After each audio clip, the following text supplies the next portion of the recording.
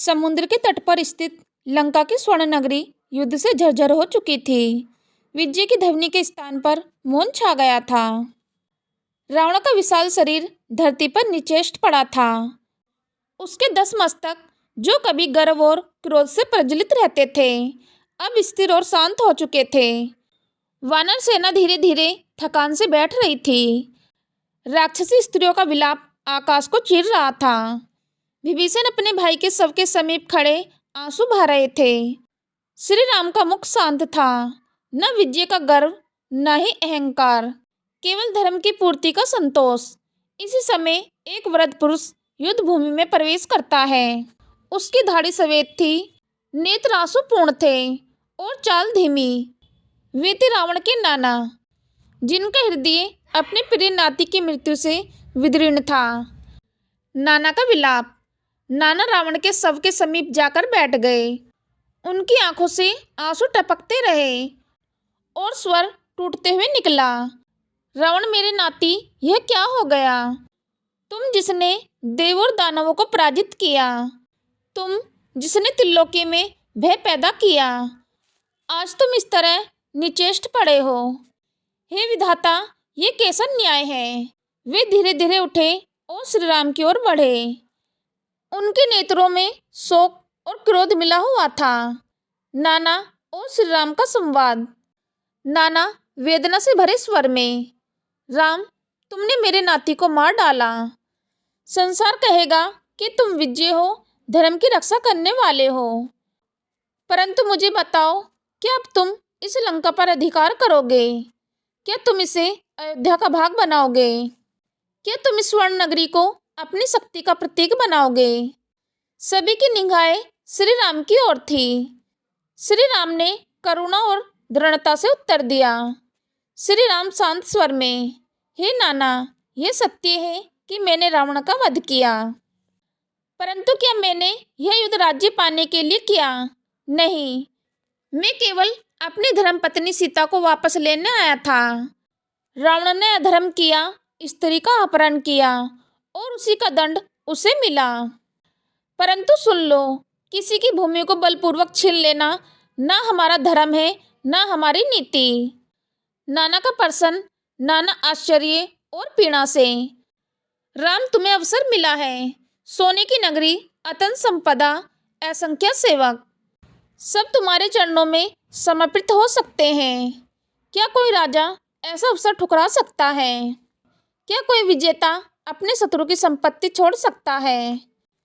श्री राम ने गंभीरता से उत्तर दिया, हे नाना, जो विजेता दूसरों की संपत्ति छीनकर अपने राज्य को बढ़ाता है, वास्तव में विजेता नहीं, अत्याचारी होता है। राजा का वैभव उसकी संपत्ति नहीं, बल्कि उसकी नीति और धर्म से होता है। धन कभी स्थायी नहीं होता।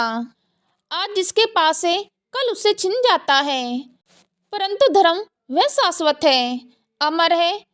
यदि मैं लंका को अपने अधीन कर लूं, तो मेरा भी वही पतन होगा जो रावण का हुआ। नाना कठोर स्वर में। परंतु रावण ने तो बल और विद्या से लंका को समृद्ध किया। वह त्रिकालक ज्ञानी था, महाबली था। यदि वही अधर्म के कारण गिर गया, तो क्या केवल धर्म का पालन करने से कोई राज्य सुरक्षित रह सकता है? क्या केवल नीति से प्रजा सुखी रह सकती है? श्री राम गंभीर और प्रखर स्वर में। नाना सुनो, रावण विद्वान था, परंतु उसकी विद्या अहंकार में बदल गई। उसकी शक्ति करुणा से विहीन थी। वह प्रजा के सुख का नहीं, केवल अपने वैभव का इच्छुक था।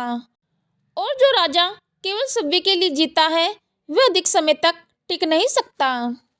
सच्चा राज्य वही है जो धर्म पर आधारित हो। प्रजा का सुख ही राजा की शक्ति है। राजा वही जो सभ्य को स्वामी नहीं, प्रजा का सेवक समझे। रावण का पतन इसलिए हुआ कि उसने दूसरों की स्त्री का अपमान किया, मर्यादा तोड़ी और धर्म का परित्याग किया। याद रखो, बल से जीता राज्य स्थायी नहीं होता, परंतु धर्म से जीता हृदय अनंत काल तक टिकता है। नाना के नेत्रों से आंसू बह निकले। उन्होंने अपनी नाती के शव की ओर देखा और फिर राम की ओर मुड़कर कहा, राम, आज मुझे समझ आ गया कि क्यों तुम्हें मर्यादा पुरुषोत्तम कहा जाता है। तुम्हारे वचन केवल राजाओं के लिए नहीं बल्कि समस्त मानव के लिए हैं। यदि मेरा नाती तुम्हारी नीति को समझ पाता तो उसका यह पतन न होता। श्री राम का अंतिम वचन। श्री राम ने नाना के कंधे पर हाथ रखा, कोमल स्वर में कहा, हे नाना, तुम्हारा नाती रावण महापराक्रमी था, किंतु उसने धर्म से मुख मोड़ा। अधर्म का अंत निश्चित है, परंतु इस लंका की प्रजा को अब धर्मीय शासन मिलेगा। मैं लंका को विभीषण को सौंप रहा हूँ। वह धर्म के मार्ग पर चलेगा और प्रजा का कल्याण करेगा। याद रखो, राज्य भय सोने और रत्नों से नहीं, धर्म और न्याय से होता है। जो राजा धर्म का पालन करता है वही अमर होता है, बाकी सब नश्वर है। नाना ने गहरी सांस ली, दोनों हाथ जोड़कर श्री राम को प्रणाम किया और बोले, प्रभु, आपके वचन मेरे लिए जीवन का सबसे बड़ा उपदेश है। आपने मेरे शौक को भी शिक्षा में बदल दिया। अब मुझे अपनी नाती की मृत्यु का दुख नहीं बल्कि आपके धर्म की महिमा पर गर्व है। वे आंसू से भीगे नेत्रों से श्री राम के चरणों में झुक गए और श्री राम ने उन्हें उठाकर गले लगाया। युद्ध भूमि में रावण के नाना और श्री राम का संवाद केवल व्यक्तिगत शोक का प्रसंग नहीं रहा बल्कि यह नीति और धर्म का शाश्वत संदेश बन गया। शक्ति से नहीं, धर्म और न्याय से ही राज्य स्थायी होता है। किसी की भूमि छीनना धर्म नहीं, सेवा करना ही धर्म है। रावण की मृत्यु से युद्ध समाप्त हो चुका था। वानर सेना ने जय घोष किया, किंतु जय घोष में कोई उन्माद नहीं था। वे केवल धर्म की विजय की घोषणा थी। लंका की प्रजा जो वर्षों से राक्षसों के अंत में जी रही थी, अब शांति की प्रतीक्षा कर रही थी। रावण के नाना श्री राम को प्रणाम कर चुके थे। उन्होंने करुणा भरी दृष्टि से रावण के शरीर की ओर देखा और भारी मन से कहा, प्रभु, मैं जानता हूँ अधर्म का अंत होना ही था। मेरा नाती अपने कर्मों का फल भोग चुका, परंतु आपने धर्म का जो प्रकाश इस धरती पर फैलाया है वह अमर रहेगा। अब मैं इस वृद्ध शरीर को लेकर वनवास में चला जाऊंगा। आपकी मर्यादा और नीति युगों तक राजाओं को प्रेरणा देती रहेगी। इतना कहकर नाना धीरे धीरे युद्ध भूमि से चले गए। विभीषण का राज्याभिषेक।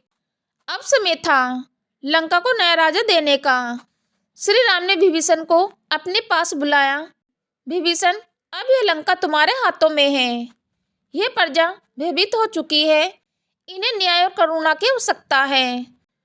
तुम्हारा कर्तव्य है कि इन्हें धर्म पथ पर चलाकर शांति और समृद्धि दो। स्मरण रहे, राजा प्रजा का स्वामी नहीं, सेवक होता है। विभीषण के नेत्रों से आंसू बहने लगे। उन्होंने दोनों हाथ जोड़कर कहा, प्रभु, मैं आपका ऋणी हूँ।